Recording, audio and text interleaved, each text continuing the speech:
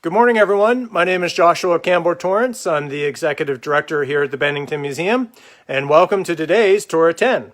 Today, we're going to take a look at objects that relate to the great Jane Stickle and relate in part to the story of course, her amazing quilt. Joining us today on our Tour at 10 is our regular contributor, Callie Respuzzi. Hello, this is Callie Respuzzi, your collections manager here at the Bennington Museum, and we've had a lot of requests for the great Jane Stickle quilt on our Tour at 10. The Stickle quilt at the moment is happily resting in storage here with all of our other quilts and textiles. This quilt does go on display regularly here at the museum pretty much every fall between Labor Day and Indigenous Peoples Day, aka Columbus Day. Because it gets so much wear and tear, we're not going to be taking it out for you today, but I do have some other Stickle related items to show you.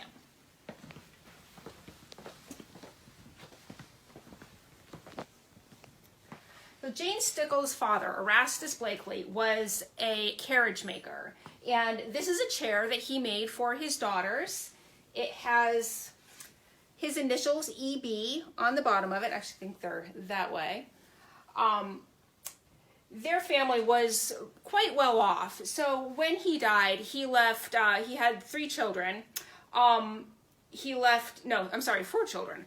He left half of his estate, some of his estate to his wife, some to his son, and then some to Jane and her sisters. And he also left provisions for Jane's brother Erastus and Jane to be educated. And we have evidence of her education. This is a theorem drawing that she did.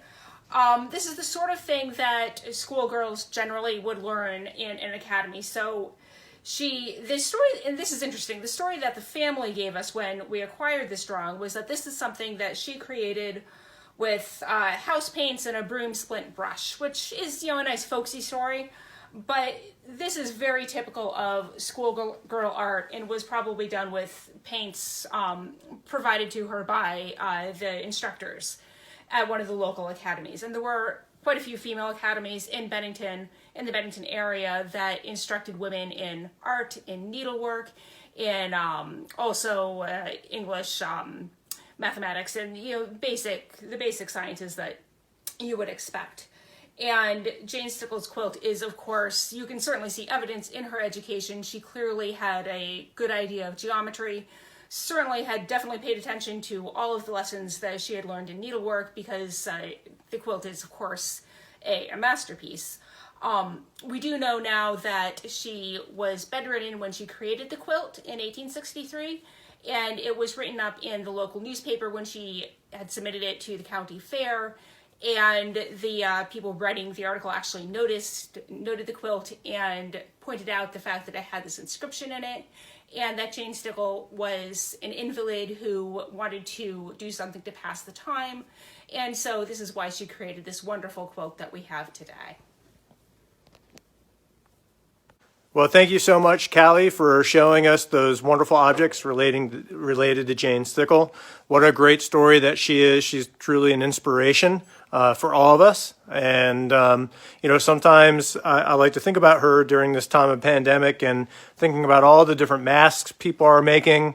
I would encourage you to keep doing that. If you have a mask that you absolutely love, maybe you were inspired by Jane. Maybe you would make a mask based on her quilt.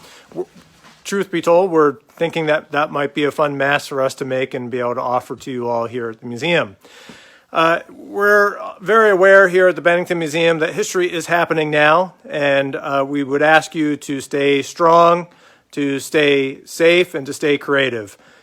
We know that together we're going to make it through this time, and we're going to emerge stronger and better than ever.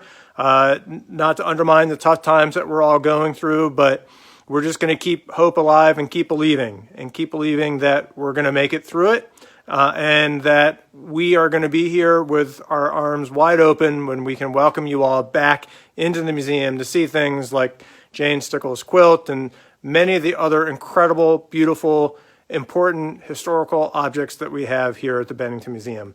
Thanks so much for joining us at Tours at 10. We can't wait to see you soon, and certainly see you the next time too. Bye-bye.